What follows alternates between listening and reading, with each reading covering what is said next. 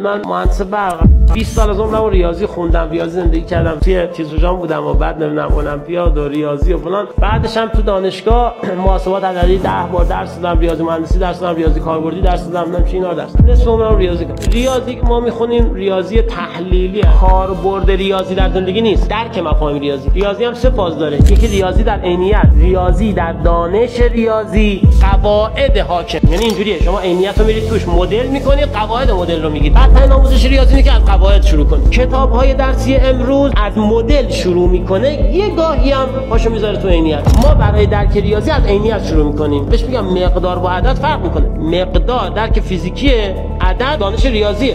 بنده تلاش کردم که بچه‌ها برن از کف زندگی ریاضی رو بگیرن، بیارن خودشون مدل کنن، خودشون هم قواعدش رو کشف کنن، همش هم کشف کنن، هیچی هم من بهشون نگم. بعدش باید برن رو کتاباشون هی تطبیق بدن، به صورت مفهومی تطبیق بدن تا ملکه بشه.